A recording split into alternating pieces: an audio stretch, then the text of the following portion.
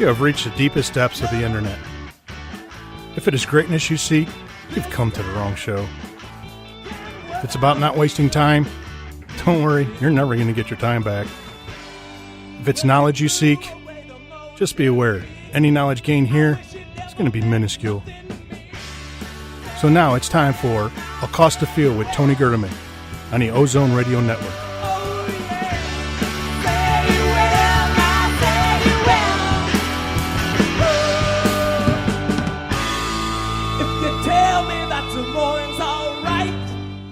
Hello, everyone. Welcome to Accost the Field. I am Tony Gerdeman, here as always with Tom Orr. Tom, how are you doing? I am wonderful. Just glad we finally actually got to start recording.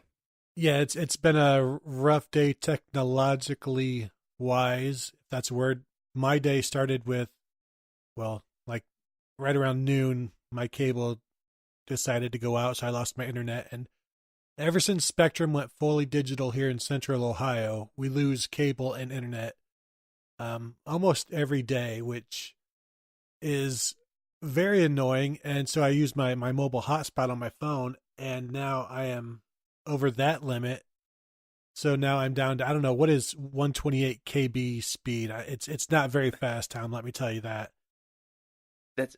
That's probably about twice what a modem in about 1996 would have been. I think that was 56.6K. So you're probably like late 90s speed. You're not like completely Amish yet, but you're like that's like Mennonite speed, I think.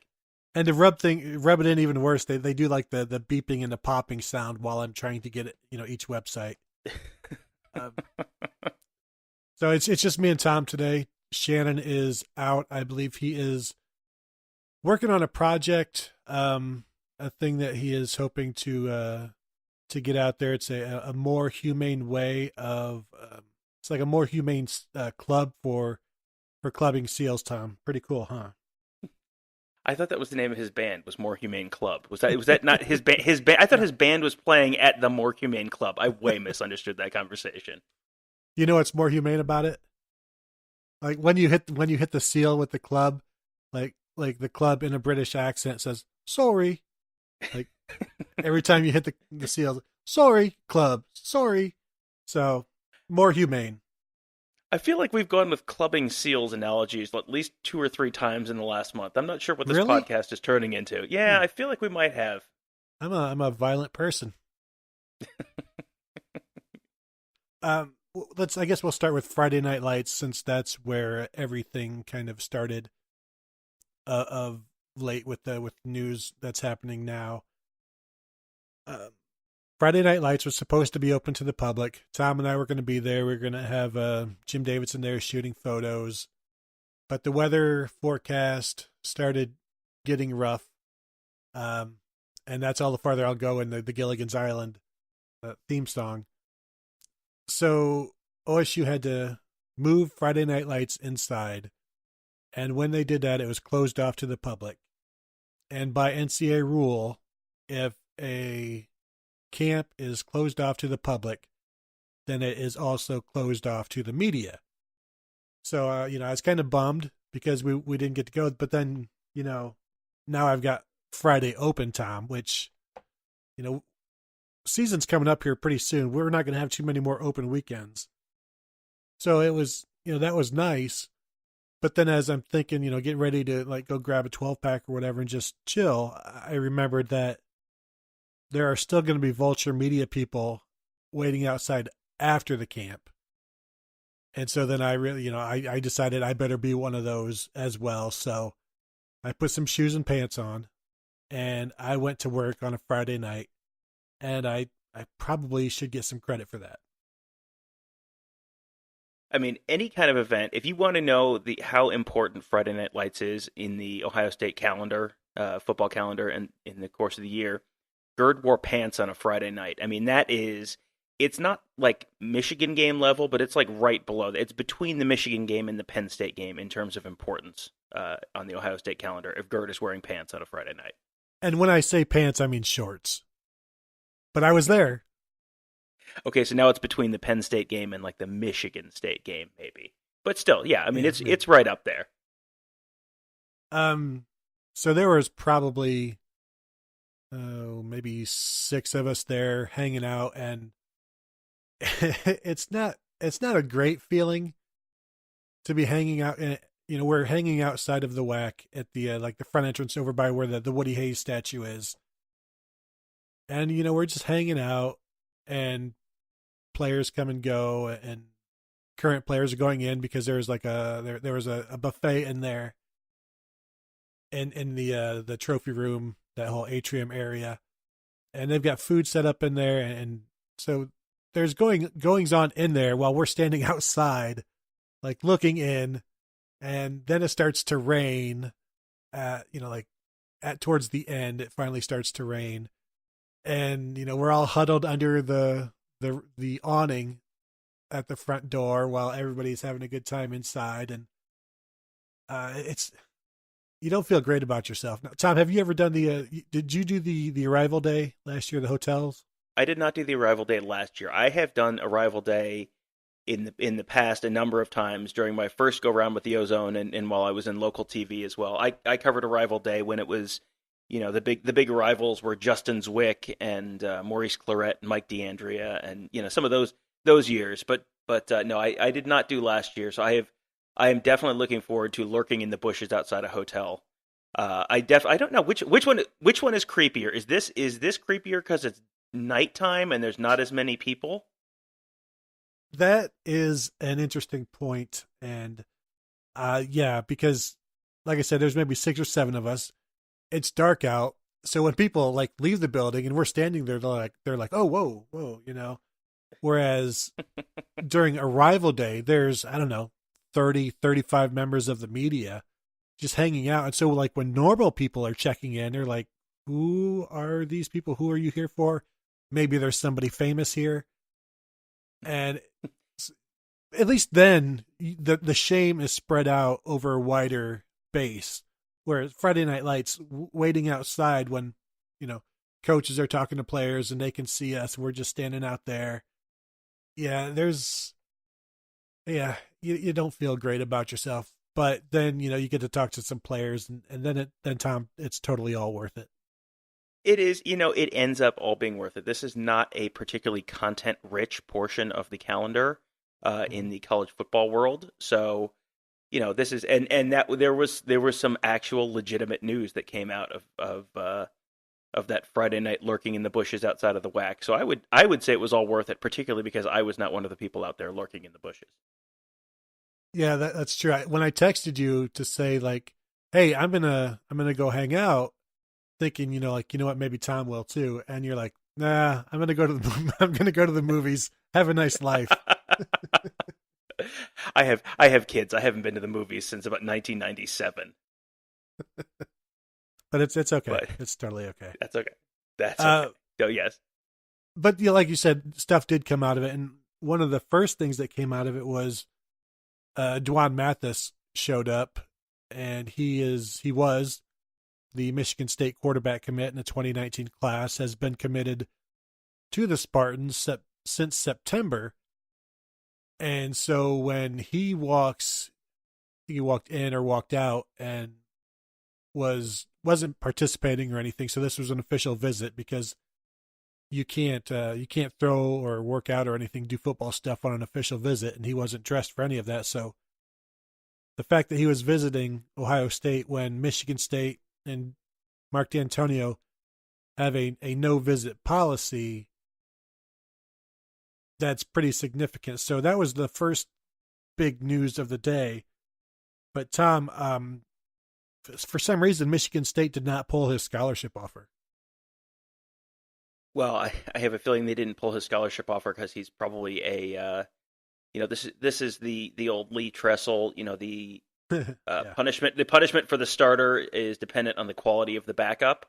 So if you've got a real good second quarterback waiting in the wings, like, you can be real strict with that rule. But if the fallback position from your current guy is a big drop off from your current guy, then yeah, you're probably going to get a little more lax with that rule. They sound like they maybe could be in some trouble at quarterback, because I think they've basically not been real active with quarterbacks there, and for the year plus that he's been committed. So that could be a pretty big hole for them if they don't replace him with someone kind of comparable. If you're Michigan State though, and even though he's an in-state kid, and you don't think that it's possible that you can lose your quarterback, you're almost at fault then for being caught with your pants down. And so I don't have a lot of sympathy there for them. Not especially once Ohio State starts sniffing around it, and once they offer, not that an Ohio State offer is an automatic, leave. I'm going to leave for prospects who are committed to Michigan State.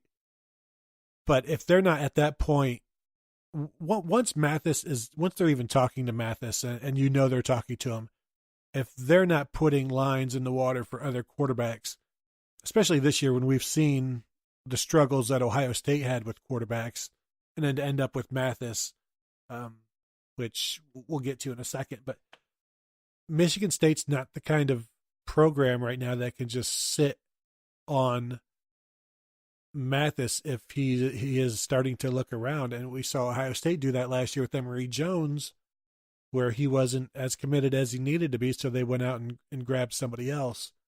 And yeah, it sucks for Michigan State because it's not as easy for them, and they had one of the best quarterbacks in the nation.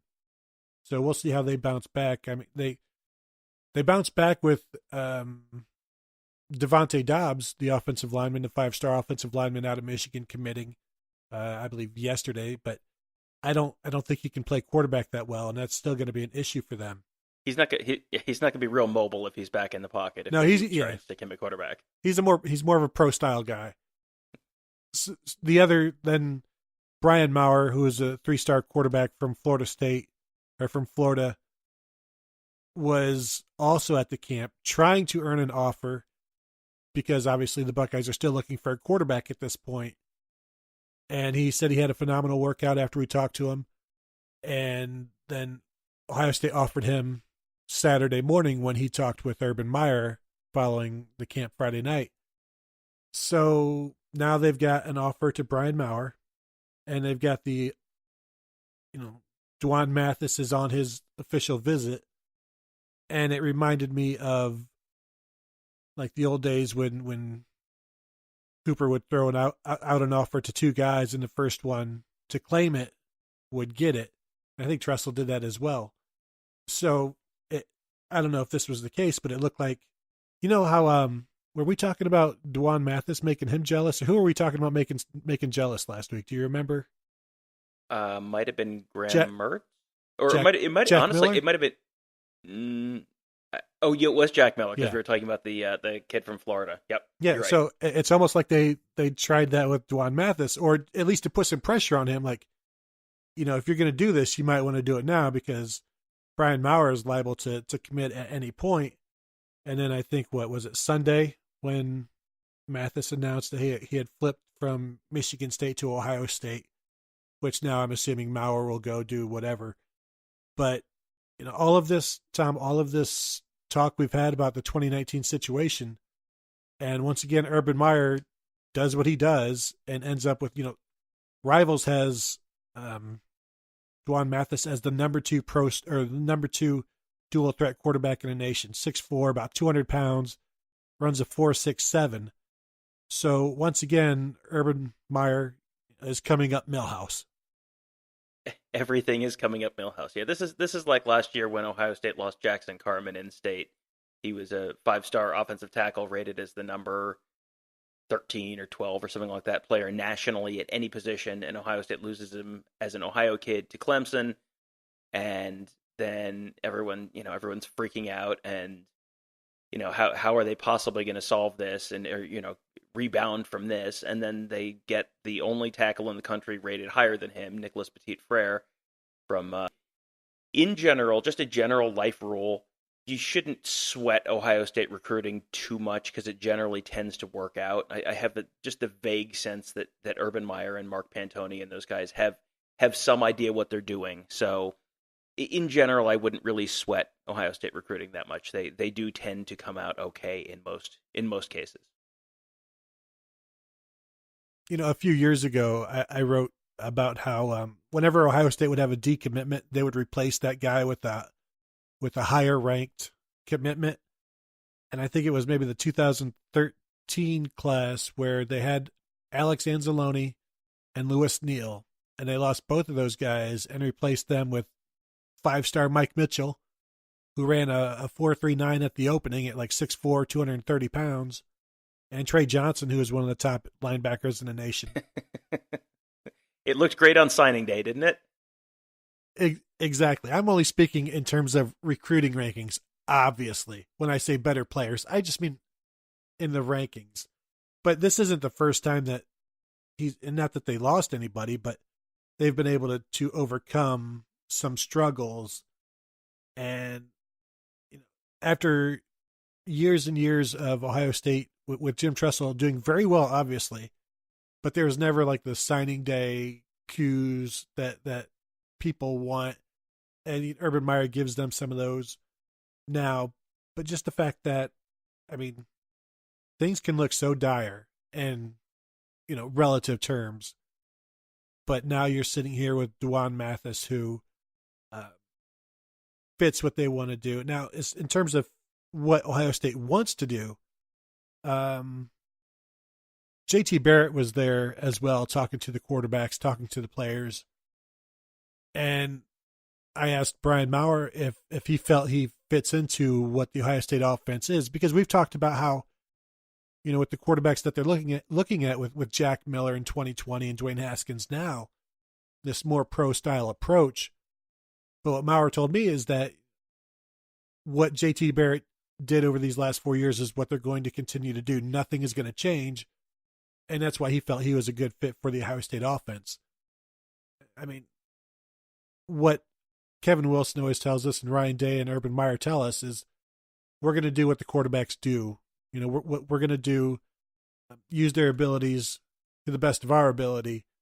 And if he's a runner like Tate Martell, then you do that. If he's a passer like Dwayne Haskins, then you do that. But I think we saw and maybe it's because of the lack of options, but Tom, it doesn't look like that pro-style approach that we've talked about, or the read option approach, the running quarterback approach, doesn't look like that's going away. And maybe people wrote it off a little too soon.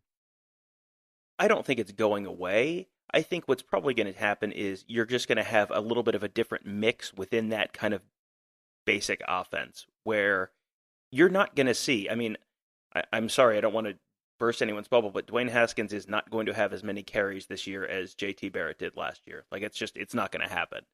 They will run the same plays, but they will probably run, where JT Barrett was getting 15, 18 carries a game, Dwayne Haskins will probably get 5 to 8, maybe. I mean, he can run. I mean, we've seen him run. It's not like they can't. It's not like he's a statue back there.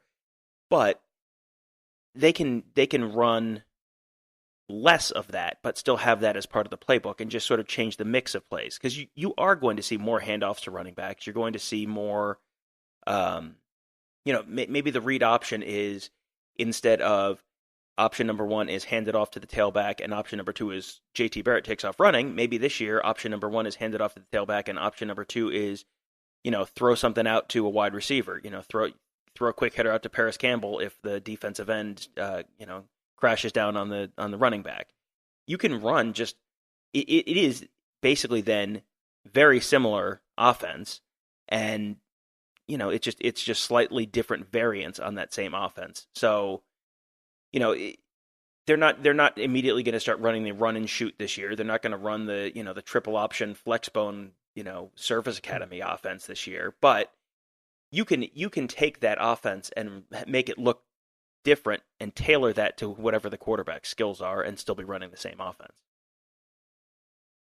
One of the other top prospects that was I don't know if he's at Friday Night Lights, but he was on campus this past weekend, I believe, was Darnell Wright, 5-star offensive tackle out of Huntington, West Virginia. And with Devontae Dobbs going to Michigan State, which wasn't unexpected, that makes Wright even more important now to get another tackle. And I know some people think that the guys Ohio State has right now that they may not end up at tackle. And Doug Nestor, this spring measured in at like 6'6.5", so he's got the size to play the position. And we'll see if he can manage that. But Darnell Wright, I believe he's the number 1 tackle in the nation. Number 5 overall player. A more important target now than he was before. Not that Ohio State was slow playing him or anything like that, because he is. I assume he's their number 1 guy at the position. Last year that was Jackson Carman until it wasn't. Although on signing day, Urban Meyer said that Nick Pettit-Frere was always their number 1 guy, and maybe their number 1 guy fluctuates.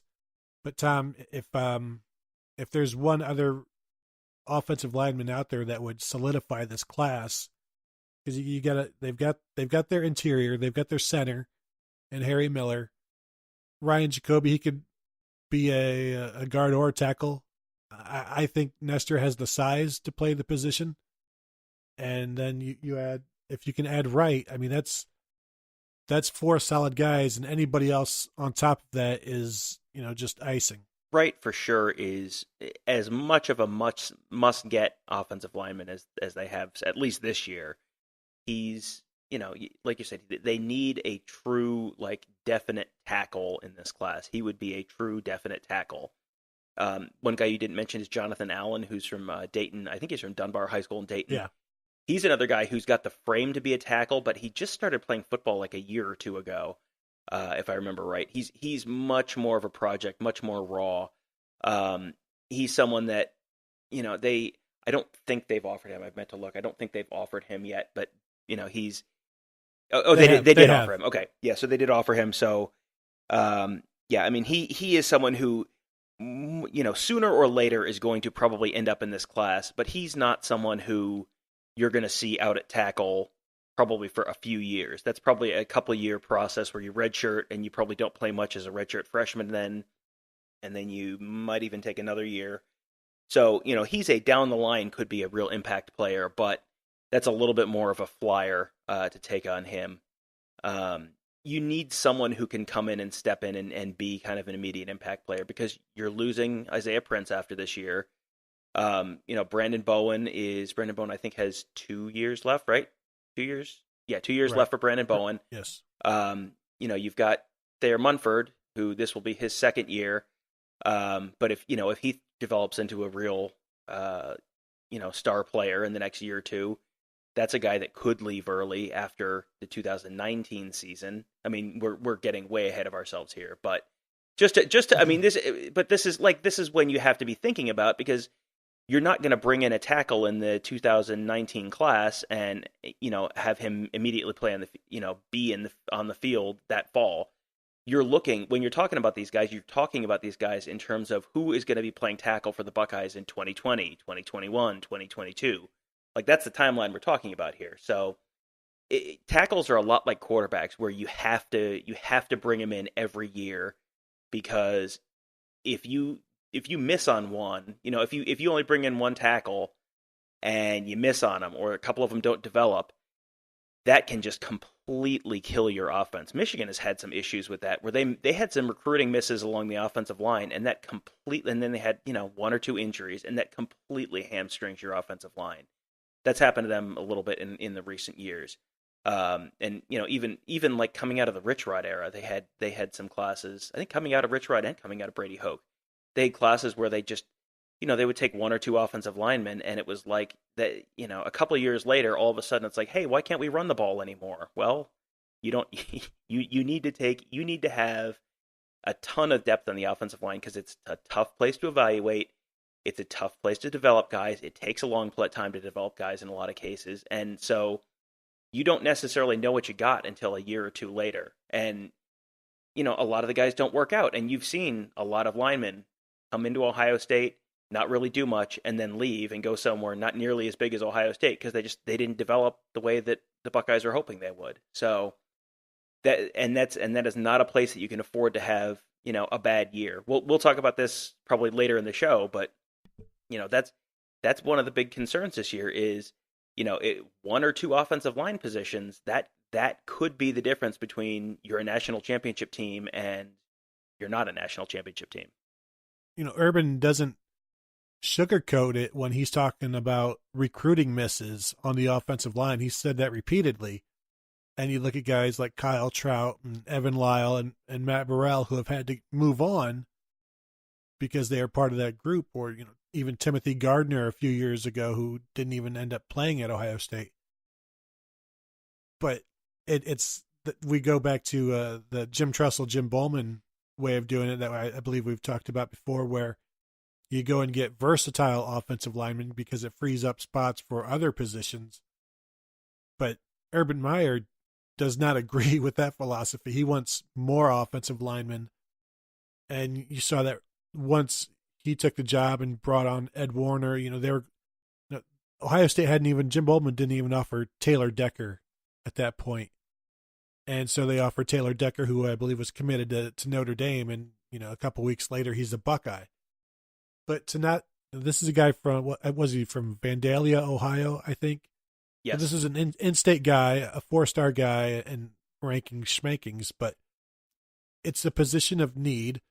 He was a co-starter / backup as a true freshman. I mean, it was Reed Fragel and at right tackle and Taylor Decker as a true freshman. And that's what Jim Bowman was going to be okay with, I guess. And that's not something that Meyer is ever okay with. And when they make misses on the offensive line, they have to bring more in. And it's you almost put them on a conveyor belt. And you've got like an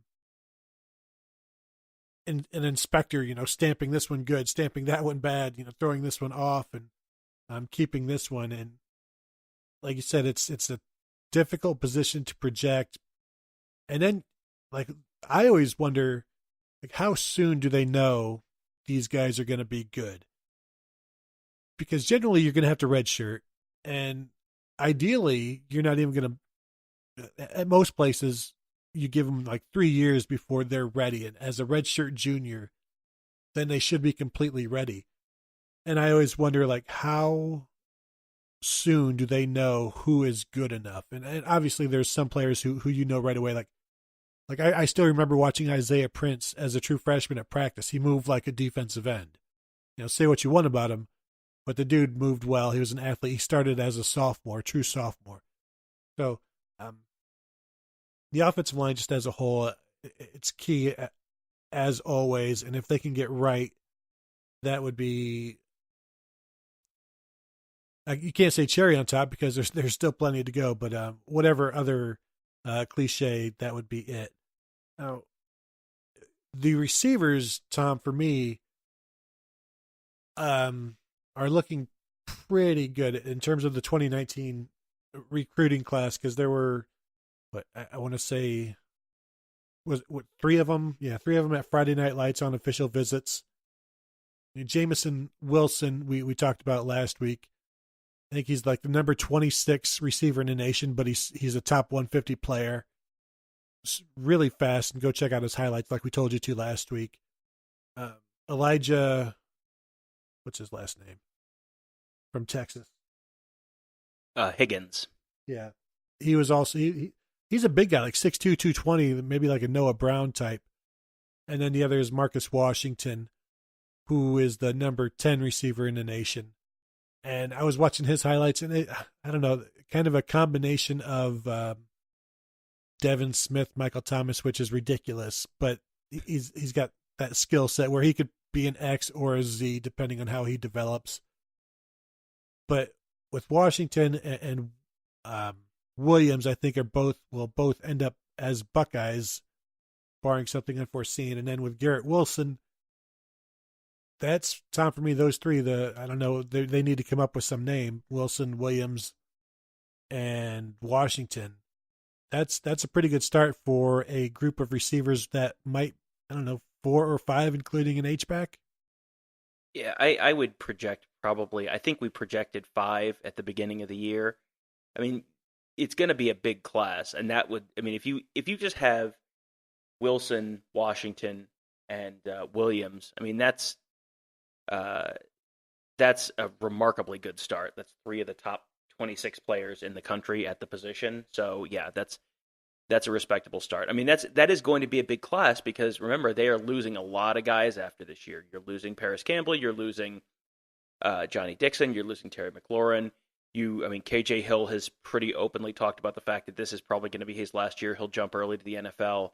You could lose a Benjamin Victor. You could lose an Austin Mack. I mean, there's going to be a lot of turnover in that wide receiver room after this year. So, they brought in a pretty good sized class last year with Chris Olave, Cameron Babb, Cameron Brown if they keep him at wide receiver, LaChristian Blue Smith. I mean, and then Jalen Gill, who's going to be an H. I mean, that's a pretty good sized group there, and you're probably going to bring in a pretty good sized group this year as well because that's a lot of turnover, and that's a position that it can take a little time to have guys get up to speed and be able to really contribute meaningfully on the field. So that should be. I think you're about right. I think 4 to 5 is about right. And that will fluctuate with Mac or Victor depending on what they do, or even as DeMario McCall goes. We'll see how that one goes. Now, as far as when those guys will commit, I mean, the Marcus Washington said August, like August 7th, I believe, but that might be happening sooner. Jamison Wilson, I guess, could probably pop at any time, and Garrett Wilson has obviously been committed, and then those guys will continue to work on other guys, and it's just one of those things where the momentum builds upon itself, but I don't know if they want to get done with their receivers right now unless they're the guys that they want. They'll go ahead and accept whoever wants to come in, leading in terms of what they have room for, obviously. But it looks like a pretty good haul back-to-back years. And again, I'll still say that I expect big things from Cameron Babb. I don't think it can happen this year though, just because of the number of guys in front of him.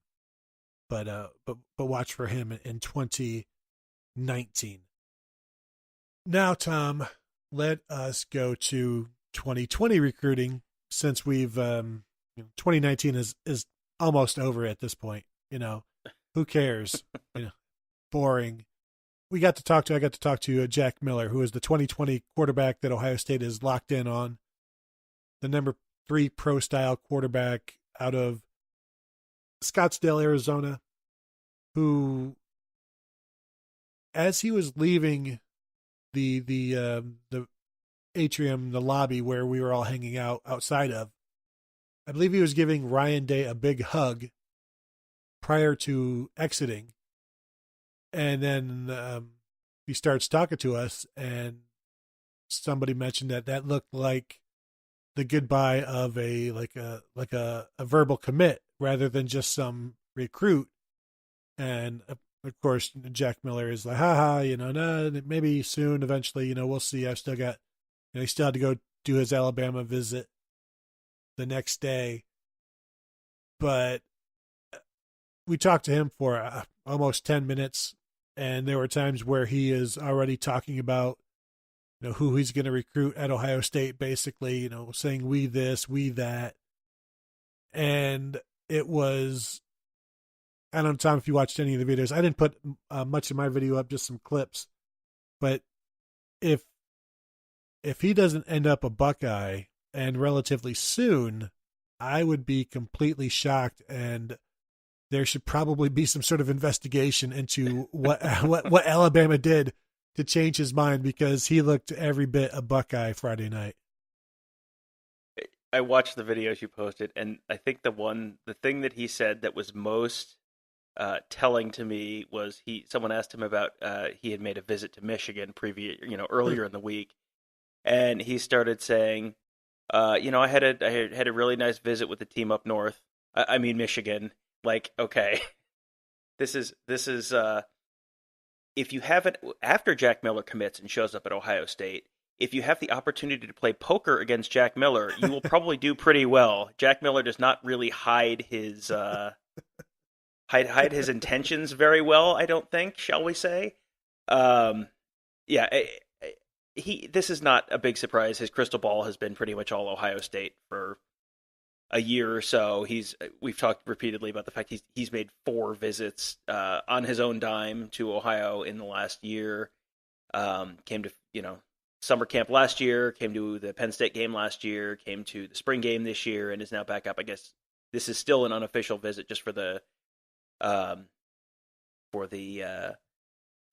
Friday Night Lights camp. So he still is doing all of this on his own dime because he's only a junior. He's going into his junior year. This is not like his senior year official visit. So obviously he's pretty serious about this. He's has been pretty.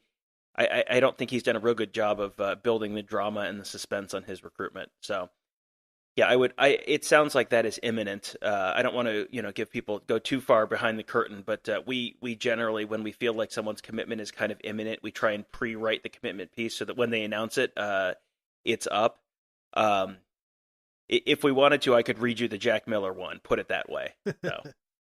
Now, Tom, although I did a terrible job last weekend, by the way. Let's expound upon that. Right now, how many pre-written commitment pieces do you think you have in the system? I'm gonna say 6 plus or minus 1, and those are guys that I thought were like pretty imminent. Now, did you happen to write one for DeJuan Mathis? How many of those were DeJuan Mathis that I said as soon as he showed up, I was like, oh well, that's a huge deal. Yeah, okay. So I mean, I wrote them for a couple quarterbacks. I'm not here to get into details, okay? Well, I think one of them's going to commit pretty soon, so I'm feeling pretty good about that. Right. Yeah. Yeah. We have some for some wide receivers that we may or may not have just talked about. I mean, these. Yeah. There's some safeties that may, but nothing yet. It's been Tom, please let me finish. So does the Brian Maurer commitment story now, does that get shipped off to like Honduras and the children there read it? Is that what happens now?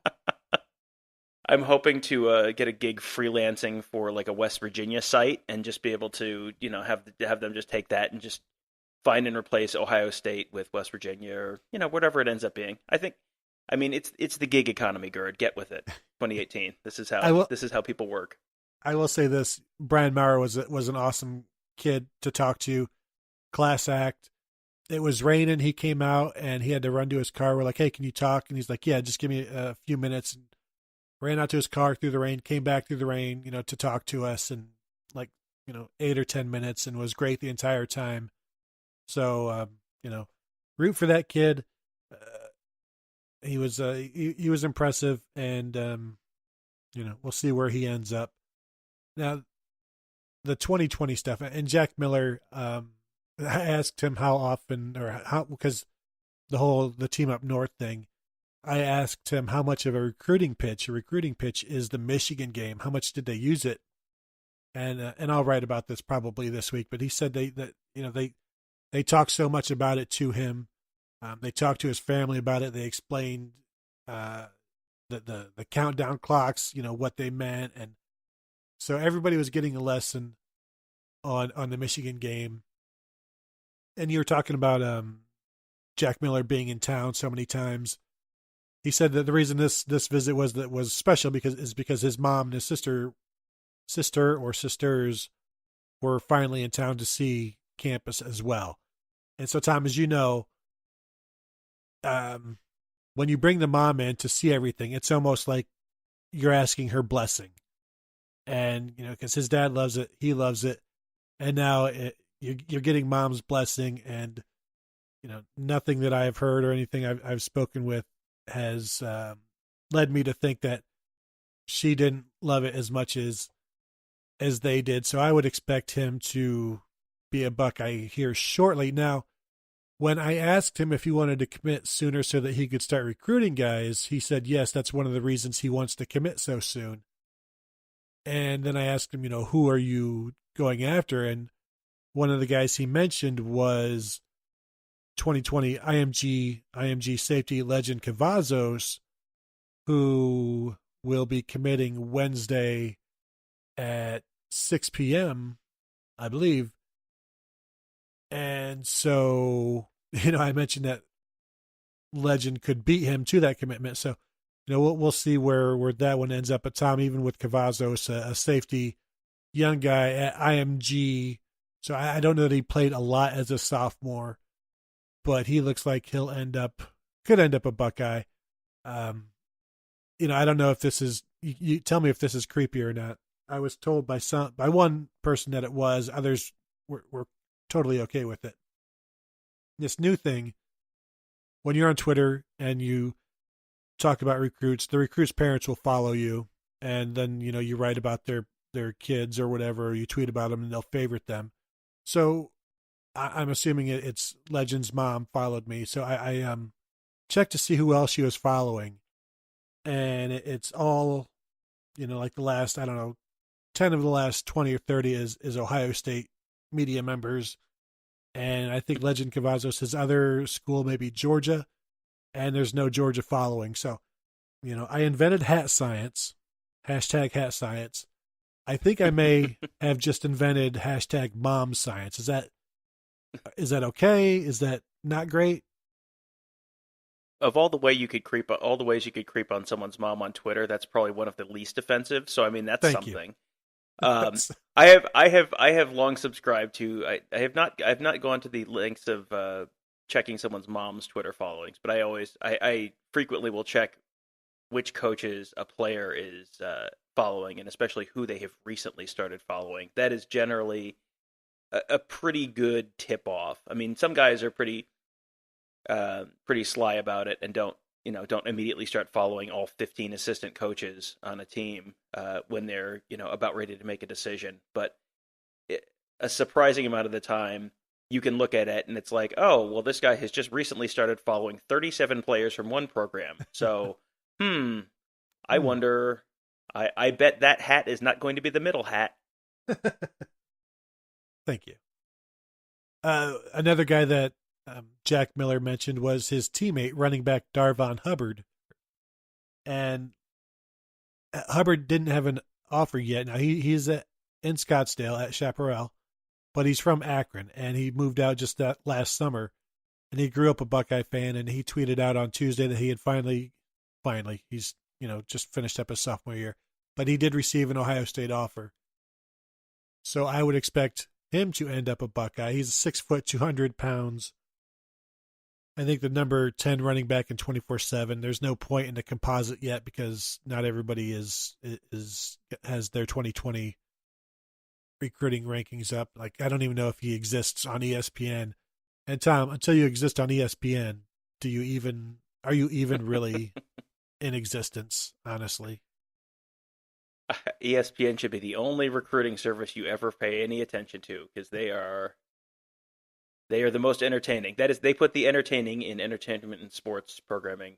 You know what I like about ESPN's rankings, and I don't know how if this is still the case, but a few years back they would have like 10 to 15 quote unquote analysts in the Southeast to cover all of the talent to do their rankings.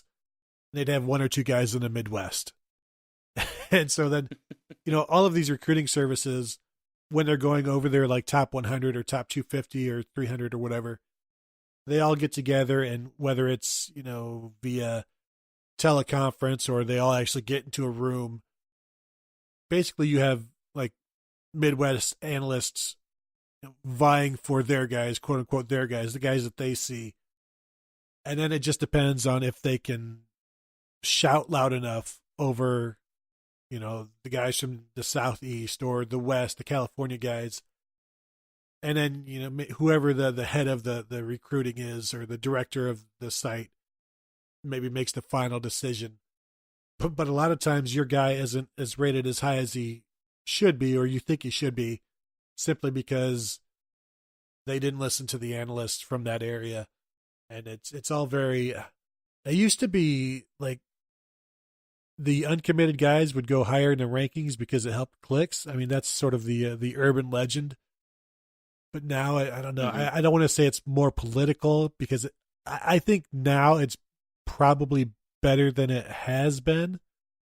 But it used to be kind of, I don't know, the seedy underbelly of, recruiting. I mean, come on. But what are you talking about? I don't know. Yeah. I mean, What is more pure, Gerd, than the a rosy-cheeked young man heading off to college to continue his academics and perhaps play a little ball for Old State University? What could be more idealistic than that? Come on. Well, You're one right. thing, I mean, You're right. to your point, this is one of the reasons why when we are writing, we almost always use the 24/7 composite as our Yes. ranking that we're citing whenever we're talking about a guy. And the reason is you've got places like ESPN that don't do a particularly great job. There, I said that out loud. You have certain sites where they hold camps, and if you go camp and do well at their camp, you're going to go flying up their rankings. If you don't go camp at their camp, it's harder for them to see you, or maybe they haven't seen you, and so that's going to impact your rating. The 24/7 composite is basically a combination of all the different rankings, and they say there's a proprietary formula. I think it's probably pretty much just here's the average, but whatever their secret sauce is, they kind of combine all of the different rankings. So if a guy has gone to, for example, a Rivals camp, and so all the Rivals guys have seen him and they think he's great, but the 247 guys maybe haven't seen him, then that he doesn't get punished for the fact that the 247 guys haven't seen him, or vice versa. So that's why we kind of use the 24/7 composite as our, when we're talking about rankings, when we're saying that someone's the number 10 wide receiver or the number 26 wide receiver in the country, that we're using the 24/7 composite number, and that's why. And I think Rivals right now is having their 5-star camp, which, I mean, the name itself, I mean, gives you an idea that you go there, you do well, you're going to jump up the rankings, which means a lot to some, doesn't mean much to others. And that's where Legend Cavazos will be when he makes his announcement on Wednesday. Let's see. Yeah. So Darvon Hubbard, I would expect to be a Buckeye. I don't know how soon. Another guy, Michael Drennan, is an Ohio 2020 running back, slot receiver who got an offer. I would expect him to be a Buckeye as well. Probably slot him into this class because, one, Ohio State is his best offer. And Tom, we know when Ohio State offers guys this early, they do it knowing that they could commit. So if they're doing it this early, they want him to commit, and that would probably end the H-back recruiting, I think. It very well might, because I mean you figure you've got Jalen Gill in this year's class. Drennan is not till 2020, but they have been very deep at that position the last few years. I mean, you go through right now, and it's KJ Hill, Paris Campbell, DeMario McCall, CJ Saunders. You brought in Jalen Gill this year. I mean, that's a position where they've been pretty deep. Some of the wide receivers in the 2019 class, I mean, a lot of them could go at the Z position, maybe could go at the X position. They will probably end up with someone in 19 who's kind of a pure H, which is, I mean, just, I think we've talked about this before, but just for people who don't get into the nomenclature of the Ohio State wide receiver room, the X receiver is kind of the big move the chains receiver like the Benjamin Victor and the Austin Mack. The Z receiver is the kind of stretch the field, downfield, Terry McLaurin, Johnny Dixon kind of receiver. And the H receiver is like the Paris Campbell. I mean, when Urban Meyer got to Ohio State, they called that the Percy Harvin position, but really that's it. They kind of depends on what the skill set of the individual player is, because that's DeMario McCall and Paris Campbell, who are kind of similar, but Noah Brown was an H as well, and Noah Brown and DeMario McCall do not have a whole heck of a lot in common. So, it's generally the kind of speedier slot kind of guy, and that's where like a Jalen Gill fits in, and that's probably where a Michael Drennan will fit in a couple of years if he commits.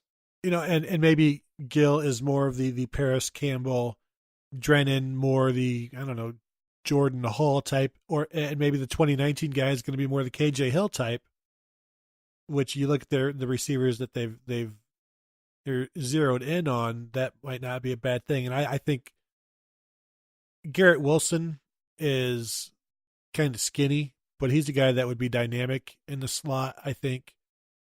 You're not asking him to carry the ball, just like you're not asking KJ Hill.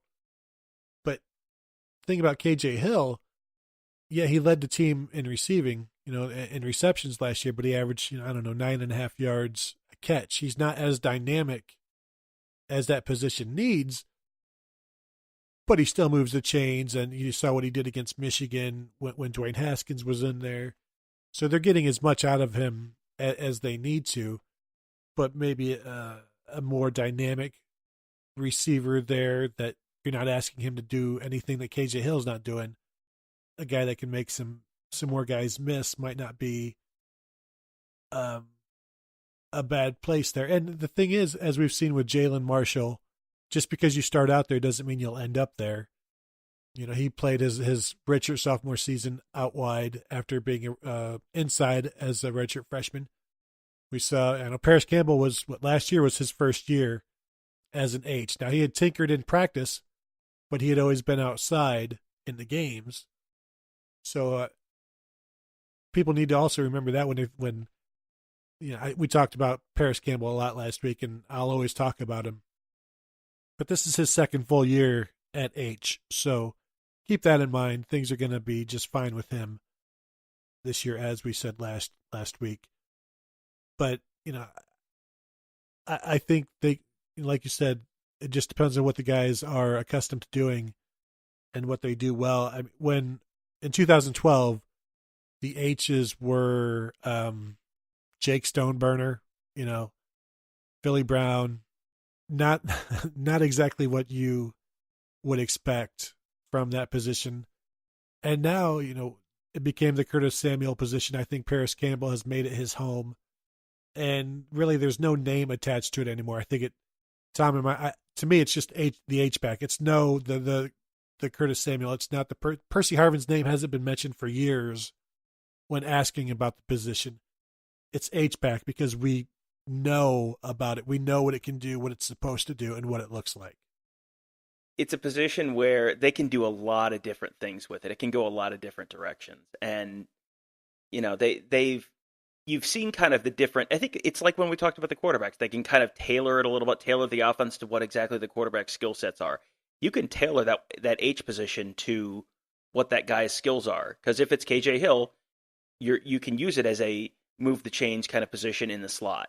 If it's a Paris Campbell, you can run more crossing routes or give it to him on handoffs. And you can take what the guy who is on the field at the time does well and make that position do that. You're not locked into one particular thing. So, that kind of flexibility is helpful because then you can do, you're not quite as predictable, on a game-to-game basis. You might be a little more predictable where you probably know they're not going to hand it to KJ Hill, but you can you have a lot more flexibility to take advantage of and potentially attack weak spots on the defense by utilizing those guys in certain ways. You're much better at doing the homework for the show than I am, and I put in the Doug Lesmerises piece in Cleveland.com about Ohio State flipping quarterbacks not being necessarily the best way to go. Did you happen to read that piece? Because I did not yet. I did not. I did the very 2018 thing of looking at the tweet and going, "Oh, okay," and then not reading the article. So. Well, then we could talk about the tweet then, because I don't understand why flipping quarterbacks is not the way to go, or it's a bad thing. Because my question is, should they have kept Danny Clark and when he's not good enough to play at Ohio State and not offered Tate Martell? Should they, when Tristan Wallace in 2016, who was committed, the quarterback committed to Ohio State in 2016, tells Ohio State, you know what? I don't want to be a quarterback anymore. I want to be a wide receiver now, and I don't want to be a wide receiver here. Do they tell him, no, you're going to be a quarterback here? Or do they let him go and then go after Dwayne Haskins? Or last year with Emory Jones, was committed for a long time. Do they wait and wait and wait for him to decommit and then try to figure out who to go after? or do they see the writing on the wall and read it very well and then go, let's go get this kid from Colorado State?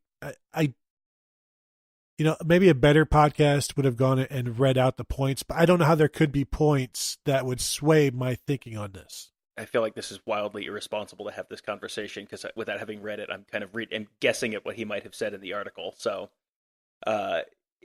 apologies to Doug. I'm not criticizing you. Let me frame this as here's a general discussion of this topic. I don't think Ohio State is flipping quarterbacks as a strategy. I don't think that they're going into the year going, what we're going to do? We're going to get a flip this year at quarterback. Because they go into every year with their preferred targets at the position, and their first choice would be, let's get this guy, let's get him early, and then let's get him out there recruiting for us and to try and bring in more players to play with him. That's obviously what they're trying to do at the beginning of their year. But if you don't, then sometimes you have to go out and get someone else. And I mean, you just kind of ran through the list of all the different reasons why they have had these. It's not like it's been one consistent thing where they've just constantly just changed their mind, like, nope, this guy's not good enough. Like that has happened, but they have had other reasons why they have had to go out and flip someone late. And I think that more than anything, that is a testament to the Ohio State brand, the Urban Meyer brand, that you can just go out and a guy who is committed to another program, who has probably been actively recruiting for another program. I mean, they're taking guys who are from decent schools. I mean, Matthew Baldwin from Colorado State, that's obviously a group of 5 program that's not quite as prestigious, but they're flipped. Tate Martell had been committed to Texas A&M. Dwayne Haskins had been committed to Maryland. These are guys who, you're pulling, and Dwan Mathis was committed to Michigan State. These are guys who are committed to programs that are major conference programs. 2 of them are Big Ten programs. One of them is an SEC program. They're all decent programs. You're not pulling guys from Kansas. So that's a testament to the Ohio State brand and how strong it is and how recruits perceive it, that guys who have been probably out recruiting for these schools are willing to just jump ship and say, okay, and now I'm going over here, and now for something completely different. I'm going over here now. So have fun, people that I told they should come play with me. I'm going over here now. So, I mean, if that was your strategy somehow, if your plan was, we're going to wait until late in the cycle and flip someone, that I think would be a poor strategy. But I don't think anyone is suggesting that that's their strategy, so I don't really see an issue with it. There's I don't know, the happy medium of when to get a guy committed, because as Urban always says, he wants to see as much of a player as possible. And a lot of times with these quarterbacks, I mean, look at Jack Miller now. They're willing to accept him, and he's only played 2 years of high school football. And a lot can happen the junior and the senior year. And Meyer and his staff wants as much information as possible, but sometimes if you wait too long, you're left out. Like, look at what's happened with 2019. So it just fluctuates, and I don't think there is no one way to do it. I mean, if there is one way to do it, anybody could recruit. You've got to do it a bunch of different ways and excel at each of them to bring in the kind of guys that you can win with. Now, in an effort to keep this show at about an hour and 6 or 7 minutes, because we're going to record another summer show when I'm on vacation tonight, so we're going to keep this to a little bit a normal length for once.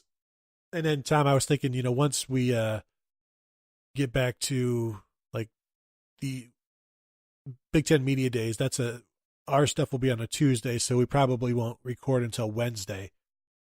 But I'm thinking at that point we probably get back to a Wednesday, Friday shows, just because, instead of 1 2-hour show like we're doing now, just to put it all out there, maybe go back to what we did last year with 2 1-hour shows or 2 1 hour-and-a-half shows, hour-and-a-half shows. You know how it goes. But so that's eventually where things will be. Let's go with the wrap up with the listener questions, Tom, if you want to. Okay. Yep. Question number one from @zippyfish, ZIPPI fish on the Twitter machine. Biggest concern: linebacker core, offensive line, or other? What do you have here? I kind of hinted at this when we were talking about this earlier. Offensive line to me is the biggest concern, just because, and it's really based solely on one tackle position. Thayer Munford, everyone has been saying the right things. He looked fine in the spring, but offensive line and especially tackle is a spot that can completely derail you if you're not, if you were trying to play at a national championship level and your tackle play is just okay, if it's just average, that can blow up your offense. So to me, that's the biggest concern, that one tackle position. And I don't have anything, I don't feel like we've seen anything that suggests there is going to be a problem there. But until you see, until I see Thayer Munford playing well at Penn State on the night of September 29th or whatever that is, I would not be totally comfortable with the Ohio State offensive line until that point, probably. And you didn't even mention center. What's that going to look like? Is it going to be a redshirt freshman, a fifth-year senior, somebody else? You're replacing Billy Price. When Billy Price is the guy replacing Pat Elflein, that's one thing. But there's no Billy Price now. It doesn't appear. So, that with Thayer Munford and we saw, I don't know if we could say bad linebacker play, but rough linebacker play at times last year. And yeah, it didn't help against Oklahoma or Iowa. But if you get that level of offensive line play, throughout the season, that's something you can't overcome. You can overcome some question marks at linebacker. The good news at both positions is there's an abundance of options. We mentioned, I don't know, a month or two ago, how this is probably the deepest offensive line we've seen. And then go back to the spring where we would talk frequently about there being no concern from the coaches that they don't have any starters at linebacker right now. So I'm with you on the offensive line being the biggest concern.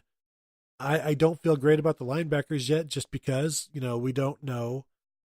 We've seen what they look like with Bill Davis. Now, is that because Chris Worley was at middle linebacker and shouldn't? Is that because Jerome Baker was looking at the NFL? Is that because Dante Booker wasn't there? Where is Baron Browning in his development? Is Keandre Jones finally ready? Can Justin Hilliard stay healthy? When will Tuff Borland be back fully? There's just a lot of question marks, but you only have to find 3 answers there, Tom, instead of 5 on the offensive line. That's how I see it. Yeah, and I mean, the center position is certainly something you have to keep an eye on.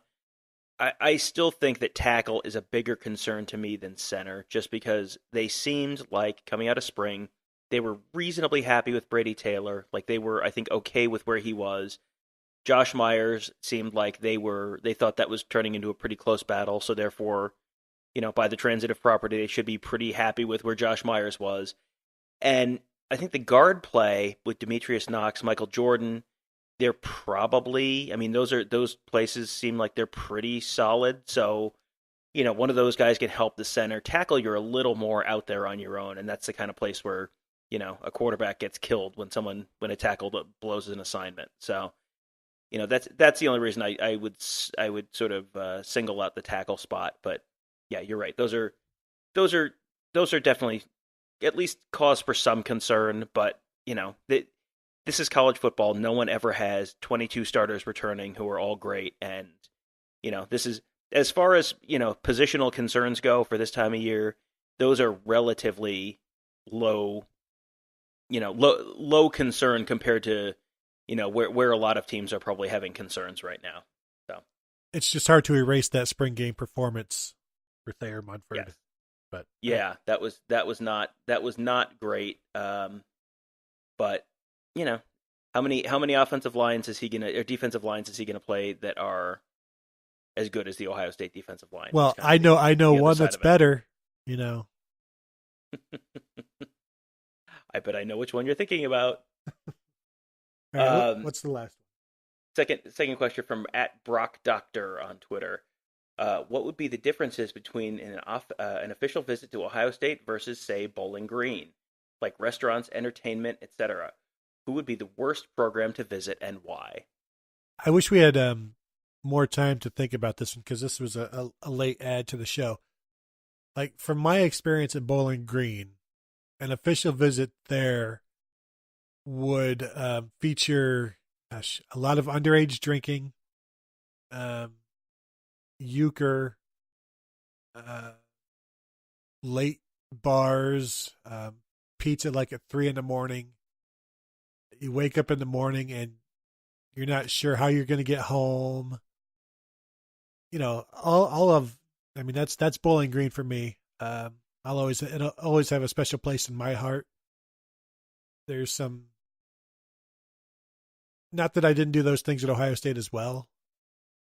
You know, who doesn't? But I don't know, Tom, are there any, like, what would be a bad official visit? Like, you know, like, I can't imagine Kent State or Akron, no offense to those places, is all that fun. Like, I've driven by Kent State. Somebody pointed it out to me, and it looked like, maybe I missed some of it, but it looked more like a university, like annex, like, you know, Ohio State Lima type of thing. Yeah, you that means you saw it because Okay, I live all right. I live about 5 minutes from Ohio State Newark, and yeah, there is a very branch campus vibe to the Kent State campus. That's actually a fantastic choice for the worst program to visit because I think you've got two elements of that.